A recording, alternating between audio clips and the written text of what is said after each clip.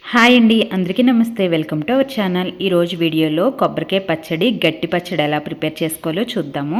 ఇది టిఫిన్లోకైనా రైస్లోకైనా చాలా చాలా టేస్టీగా ఉంటుంది. ఇప్పుడు ఈ కొబ్బరికాయ పచ్చడి ఎలా ప్రిపేర్ చేసుకోవాలో చూద్దాము. ముందుగా ఒక గిన్నెలోకి కొంచెం చింతపండు తీసుకుని అందులో వాటర్ యాడ్ చేసుకుని ఈ చింతపండుని ఒక 5 మినిట్స్ నానబెట్టుకోండి. నెక్స్ట్ కొన్ని పచ్చిమిరకాయలు తీసుకుని ఇలా ఘాటు పెట్టుకోండి, లేదంటే ఆయిల్లో వేసినప్పుడు పేలుతుంది. ఇలా ఘాటు పెట్టుకున్న తర్వాత స్టవ్ మీద ఒక గిన్నె పెట్టుకుని అందులో ఆయిల్ వేసుకోండి. ఆయిల్ హీట్ అయిన తర్వాత ఇందాక ఘాటు పెట్టుకున్న పచ్చిమిరకాయలు ఇందులో వేసుకోవాలి. ఘాటు పెట్టుకోకుండా వేసుకుంటే మొహం మీద తోలుతాయండి ఆయిల్, అందుకని ఇలా ఘాటు పెట్టుకుని ఇలా ఫ్రై చేసుకోవాలి. ఇది బాగా ఫ్రై చేసుకుని దీన్ని ఒక ప్లేట్లోకి తీసేసుకోండి.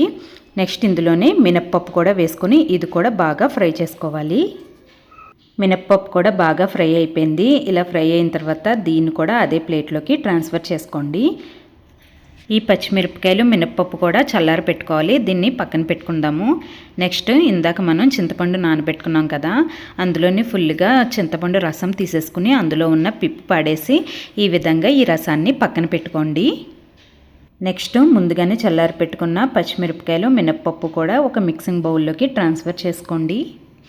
నెక్స్ట్ జీలకర్ర, సరిపడేంత సాల్టు, కొంచెం బెల్లం కంపల్సరీగా యాడ్ చేసుకోండి. ఈ బెల్లం మూల ఈ కొబ్బరికాయ చట్నీ చాలా టేస్టీగా ఉంటుంది. నెక్స్ట్ దీని మీద మూత పెట్టుకొని ఒకసారి బ్లెండ్ చేసుకోండి. ఇప్పుడు చూడండి, ఈ విధంగా బ్లెండ్ చేసుకున్న తర్వాత ఇందులో ఇప్పుడు కొబ్బరి కూర వేసుకోవాలి. ముందుగానే మనం కొబ్బరికాయ ఇలా తురుముకుని పెట్టుకోవాలి, అది ఇందులోకి ట్రాన్స్ఫర్ చేసుకోండి. నెక్స్ట్ ఇందులోనే ఇందాక మనం చింతపండు రసం తీసుకుని పక్కన పెట్టుకున్నాం కదా, అది కొంచెం కొంచెం చొప్పున యాడ్ చేసుకుంటూ మిక్సీ వేసుకోవాలి. వాటర్ ఎక్కువగా వేసుకోకండి, పల్చగా అయిపోద్ది. మధ్య మధ్యలో ఓపెన్ చేస్తూ ఇలా మనకి కన్సిస్టెన్సీ చూసుకుంటూ దాన్ని బట్టి వాటర్ యాడ్ చేసుకుని మిక్సీ వేసుకోవాలి. మీకు గట్టిగా కావాలి అంటే తక్కువ వాటర్ యాడ్ చేసుకుని మిక్సీ వేసుకోండి. అంతేనండి, గట్టి కొబ్బరి చట్నీ రెడీ అయిపోయింది. మీకు ఇందులో బెల్లం కానీ లేదంటే పులుపు కానీ సాల్ట్ కానీ సరిపోకపోతే ఇంకోసారి వేసుకొని మిక్సీ వేసేసుకోండి.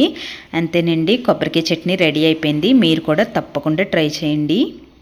చాలా చాలా బాగుంటుందండి. మీరు కూడా ట్రై చేసి మీకు ఎలా కుదిరిందనేది నాకు కామెంట్ సెక్షన్లో తెలియజేయండి.